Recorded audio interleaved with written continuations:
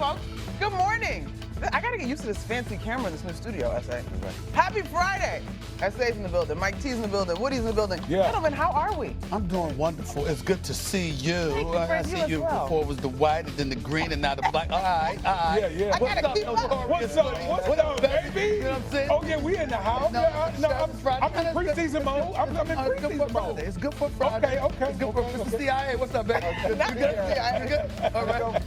I'm here in the house for y'all. All right, you good, Mike T? Let's roll. All right, so preseason, you know what, Woody? I like that you brought that up because we got some things to get into, and we start our conversation today on First Take with Aaron Rodgers, y'all. He will officially not play in the Steelers' second preseason game against the Tampa Bay Buccaneers. A decision is still up in the air regarding him playing in the final preseason game. But with that great defense, the defense that is signature to who the Steelers have been, we've got that defense backing up the offense. Head coach Mike Tomlin has high hopes for what the new-look Steel Curtain defense can be this season.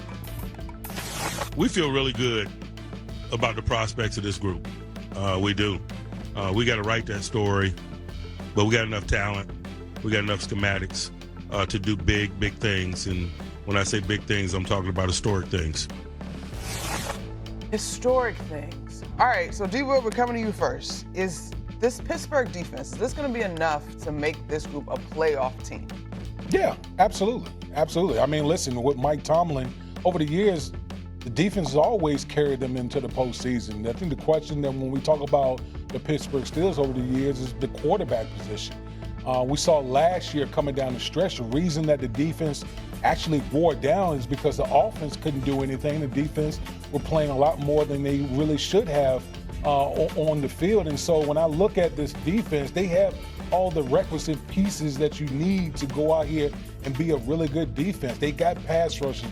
They're stout, as far as rush, against rushing teams. They got guys that can cover. I think the biggest question mark is the quarterback. Can the quarterback go out there and operate this offense, and can they score enough points to keep this defense fresh? But as far as is the defense good enough to get them to the postseason? Yes, because Mike Tomlin has never missed the postseason. Now, that's a fact. But Mike T, I see you over there, notes, you got your pen tap. You disagree? Absolutely. In the AFC, in this day and age, guys, you have to score points. And when we think about Baltimore, Buffalo, Kansas City, even the Chargers, you have to be a point scorer to get into the postseason. And I believe in Mike T like anybody else. He's a Hall of Famer. They have 4 starters on defense over the age of 30. So Cam Hayward, Jalen Ramsey, Darius Slade, and T.J. Watt, and at some point they could wear down. But more fundamentally, their quarterback's going to be 42. So Stephen A., I think, even though their defense can be really good, with a young offensive line, a quarterback that wasn't in the offseason program, who's not playing in the preseason, they're going to have to score. And to me, I worry about that. Not that he's not going to know what to do, but those young offensive linemen. So to me, it's a massive question mark. Even with a good defense, they make the postseason. Well, the interesting part is that the specificity of editorial content. I mean, it would be me. That would be my lane. You see what I'm saying? Playing is your lane. Being an executive is your lane. The editorial content would be mine. The specificity of it all, right? The reason I bring that up is because the question is, make the playoffs, not to win a playoff game. Right.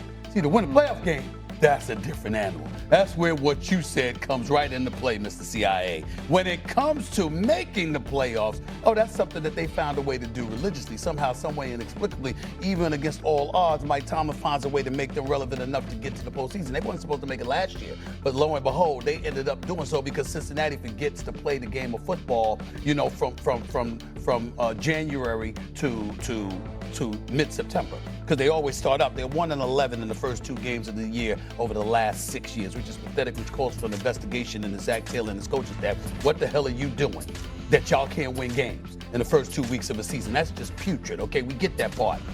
However, you're absolutely right. When you talk about the potency of the offense, particularly in Cincinnati, and then Baltimore being probably the favorites to come out of the AFC in terms of their talent across the board, you look at the Pittsburgh Steelers, you're going to have to do more than having an elite defense in order to win a playoff game. But to make the playoffs, even though it's a bit compelling, I'm looking at you. You kept T.J. Watt. You still got Patrick Queen in the crew. I mean, like you said, they can cover. You drafted a defensive end in Harmon to come at, first round, 25th pick. What are you doing with him? He's going to be starting for you. So I'm looking at them and I'm saying I don't expect their defense to dip. I expect their defense to elevate. And if your defense elevates within the AFC and you got a quarterback that doesn't really turn the ball over, which is what Aaron Rodgers is not known to do for the most part, I'm going to take those things into consideration. I'm going to say, yeah, that's enough to get them to the playoffs. Okay. But are you going to win a playoff game? Monica, that's the question. Can I change lanes? Can I put my turn signal on and change lanes and jump into Stephen A? Okay, I just want to make one clarification before you do that, though, Mike T. Mike Tomlin has never had a losing season. Yes. He has missed the playoffs sometimes. Yes. Right, and I'm going to use some editorial data on this one, which is in the history of pro football, which is 100 years of data, there's been 2 quarterbacks to start a playoff game age 42 or older. Tom Brady, let's just throw him out, and Drew Brees started 1 game. So for Aaron Rodgers to do that, guys, that's an overwhelming amount of data and history to say at some point he will probably break down. And let's face it, like, are we sitting here, the 4 of us, confident that Mason Rudolph is going to lead? Hell to no. Right, Hell exactly. to no. Right. So what information do we have in the last 4 or 5 years that Aaron Rodgers is going to play in 17 games? That's the wrong question. What information do we have that the Steelers can overcome the odds under the stewardship of Mike Tomlin? That's the question. You can bring up Aaron Rodgers all you want to. Aaron Rodgers, to me, ain't going to be worse than Russell Wilson.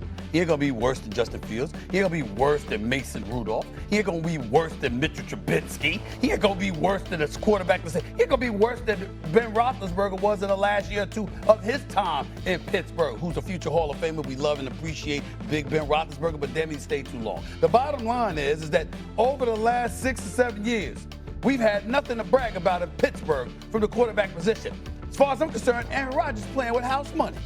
House money. I mean, listen, if he went out, it's better. 48 QBR last year, 28 touchdowns, 11 interceptions, about 3,800 yards passing. If he did that for the Steelers, we'd be happy. Compared to what we've been dealing with, hell yeah. Here's the thing. Like, you got to understand, there's a difference between what the New York Jets ask of Aaron Rodgers and what the Pittsburgh Steelers are going to ask of Aaron Rodgers.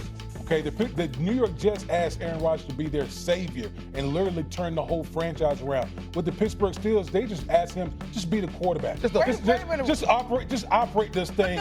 The year that Aaron Rodgers, the injury, the very tough year, the year he went to the Jets, I remember New York talking about this team potentially having what they needed on both sides of the ball, in addition to Aaron Rodgers. So I don't feel like the original plan before he got hurt was that far off from what y'all are saying the Steelers have the potential to support him with now. But Monica, there's something else fundamental in this conversation, which is I understand what your point is, Stephen A, about, okay, he's probably a better quarterback than what they've had. But the Cincinnati Bengals are 1-11 in September over the last couple of years. Look, if they just wake up and breathe, they'll be better than 1-11. I mean, that's unbelievably bad. They lose on opening day to New England because Gesicki fumbles the ball. So if they just hold serve in September, which, look, let's face it, they're the Bengals, but they have so much talent. I think Pittsburgh is the 3rd best team in that division, and therefore, on the outside looking in. So let me get this. Let me get. See how I tried to be slick. Let me get this straight, Mike T. So in other words, you can pick up 100 years of history and piggyback off of that to make your point against the Steelers. Right. But we want to ignore the last 6 years of what we see for the Bengals. Well, it's not going to be this way. It's not going to be this way. They can wake up and be better than they were. So in other words, we'll defer to history when we want to and ignore it when we want to. That's what we do, Mike T. No. That's what we do. I think that's how arguments are made.